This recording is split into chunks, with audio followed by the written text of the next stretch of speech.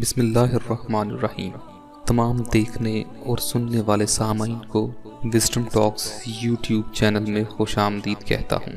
سامعین محترم، حجاب عربی اور پردہ فارسی زبان کا لفظ ہے۔ یہ دونوں الفاظ تقریباً ہم معنی ہیں، یعنی اوڑھ، پردہ، حجاب، ستر، گھونگھٹ، نقاب اور برقع وغیرہ وغیرہ۔ ان الفاظ کے بے شمار معنی و مفہوم لغات میں درج ہیں۔ عورت کا غیر مردوں، نامحرموں اور اجنبیوں سے ستر چھپانا، اپنے آپ کو پوشیدہ رکھنا پردہ یا حجاب کہلاتا ہے۔ زمانہ جاہلیت میں پردہ اور حجاب نام کی کوئی چیز نہ تھی۔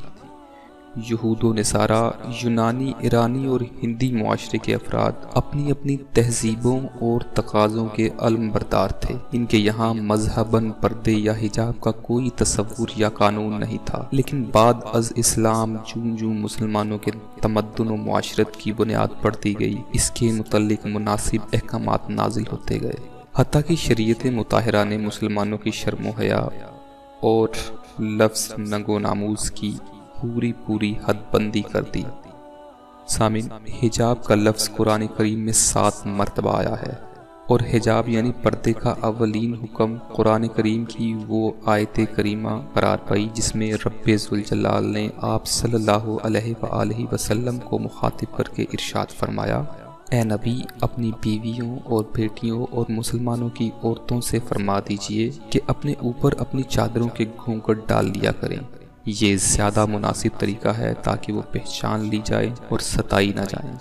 سامعین محترم، اس ضمن میں جو پہلی حدیث شریف عرض کرنا چاہتا ہوں وہ یوں ہے کہ ایک صحابیہ جن کا نام حضرت ام خلاد رضی اللہ تعالیٰ عنہ ہے، ان کا بیٹا ایک جنگ میں رسول اللہ صلی اللہ علیہ وآلہ وسلم کے ساتھ شرکت کے لیے گیا تھا۔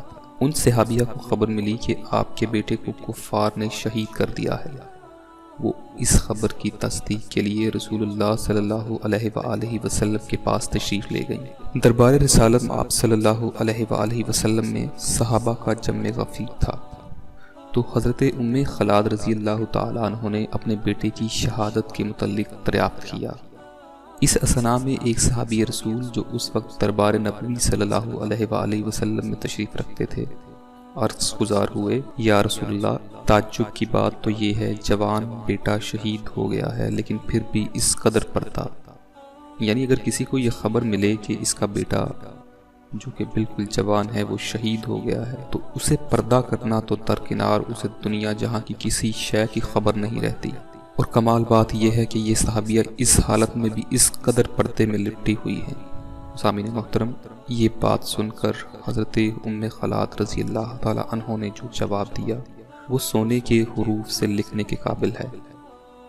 انہوں نے عرض کی، اے اللہ کے رسول صلی اللہ علیہ وآلہ وسلم، میں نے بیٹا گوایا ہے، حیا نہیں گوائی۔ اللہ اکبر۔ سامعین، ذرا سوچئے، اور سوچنے کی بات ہے کہ کس قدر خوبصورت جواب ہے، اور اس قدر پریشانی کی حالت میں بھی شرعی تقاضوں کا کس قدر پاس رکھا ان صحابیہ نے۔ سامعین محترم، اسی طرح دوسری حدیث شریف جو عرض کرنا چاہتا ہوں، یہ حدیث پاک جامعہ ترمذی، ابو داؤد شریف اور مسند امام احمد میں ہے۔ ام المومنین ام سلمہ رضی اللہ تعالیٰ عنہ سے روایت ہے، وہ فرماتی ہیں کہ میں اور حضرت ام میمونہ رضی اللہ تعالیٰ عنہ نبی اکرم صلی اللہ علیہ وآلہ وسلم کے پاس بیٹھی تھی۔ اتنے میں ابن ام مکتوم، ایک نابینا صحابی، رسالت میں آپ صلی اللہ علیہ وآلہ وسلم کے پاس تشریف لے آئے، تو آپ صلی اللہ علیہ وآلہ وسلم نے ہمیں ارشاد فرمایا کہ ان سے پردہ کرو۔ حضرت ام سلمہ رضی اللہ تعالی عنہ عرض کرتی ہیں کہ میں نے رسول اللہ صلی اللہ علیہ وسلم سے عرض کیا، یا رسول اللہ، کیا یہ نابینا نہیں ہے؟ نہ وہ ہمیں دیکھیں گے نہ ہمیں پہچانیں گے۔ آپ صلی اللہ علیہ وآلہ وسلم نے جواب دیا، کیا تم بھی نابینا ہو؟ کیا تم انہیں نہیں دیکھتی یا تم انہیں نہیں دیکھ سکتی؟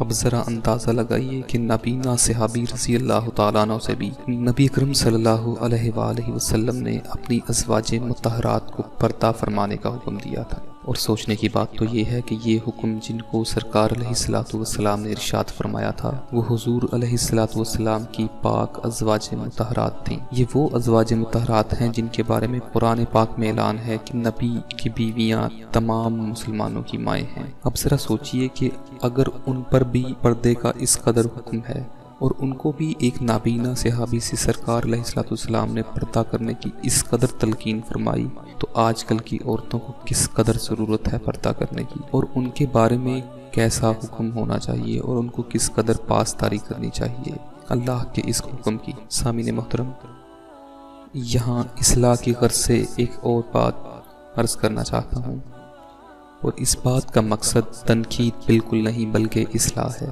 وہ یہ کہ آج اگر کسی بہن کو پردے کی دعوت دی جائے تو جواب ملتا ہے کہ پردہ دل کا ہوتا ہے۔ تو ان تمام بہنوں سے سوال یہ ہے کہ کیا آپ کے دل ام المومنین یا امہات المومنین سے زیادہ پاکیزہ ہیں؟ کیا آپ کے دل نبی اکرم صلی اللہ علیہ وآلہ وسلم کی بیٹیوں سے زیادہ صاف ہیں؟ صحابہ رضی اللہ تعالیٰ عنہ کی گھر والیوں سے زیادہ بہتر ہیں؟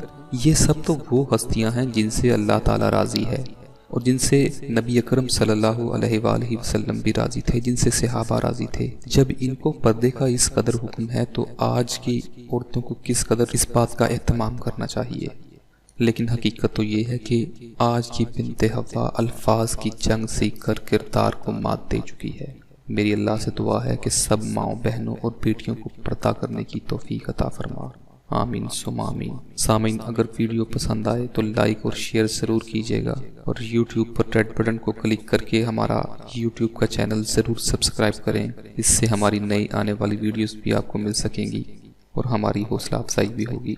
آپ سب کا بہت شکریہ۔ السلام علیکم ورحمۃ اللہ وبرکاتہ۔